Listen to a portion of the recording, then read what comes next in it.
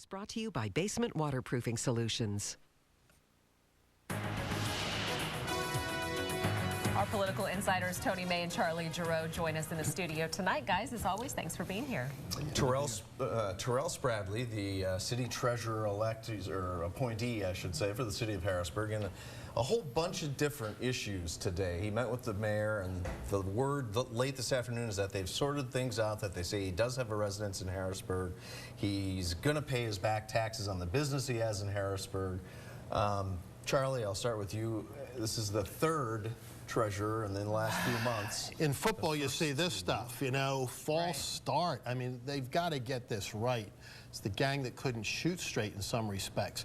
And the notion that he's been, quote unquote, legally cleared, I guess, is still open to some question because, as I understand it, if he truly doesn't have residence in the city, and that's domicile under most election law and public law, he probably isn't cleared. So I think there's still some factual question out there about his qualifications and ability to hold the office after a couple of misfires previously. Just Tony, a continuous black eye for this position for Harrisburg.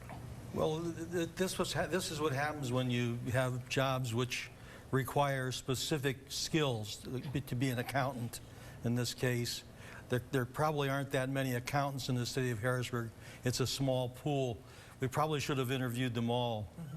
Well, the acting treasurer right now is very upset. Just said on our news just in the last half hour that if he didn't have a business license to operate the CPA business he said he had in Harrisburg, then he wasn't paying his mercantile taxes. He's supposed to collect those taxes from businesses in the city, and the businesses might just say, hey, well, if you don't pay it, why do I? I think the current treasurer raises a lot of very valid questions, and they're going to have to be answered.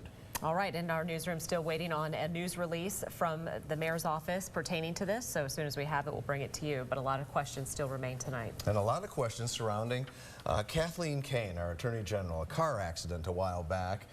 She says she suffered a concussion in that. She has not been into the office very much lately. However, she did testify before a grand jury overseen by a special prosecutor. Tony, what do you think they're investigating there? Well, we don't know, and that's one of the problems with grand juries. The grand jury dates back to feudal England, and it's one of those vestiges of the criminal justice system that we really probably ought to change. If we don't like in the news business to have secrecy. Grand juries operate on the basis of secrecy. The proceedings are secret except for the rumors and leaks. And you can never really trust rumors and leaks. Well, Attorney General Kane told us yesterday that the investigation deals with an alleged violation of grand jury secrecy by her office, and that's right. And she previously said she didn't leak anything. Then she said on the courthouse steps yesterday that in fact her office had leaked things, but they weren't grand jury related or some expression of that sort. This is a very, very troubling situation. I don't know what's going to go on inside the grand jury. Nobody does. It's up to the judge ultimately. But I will venture this.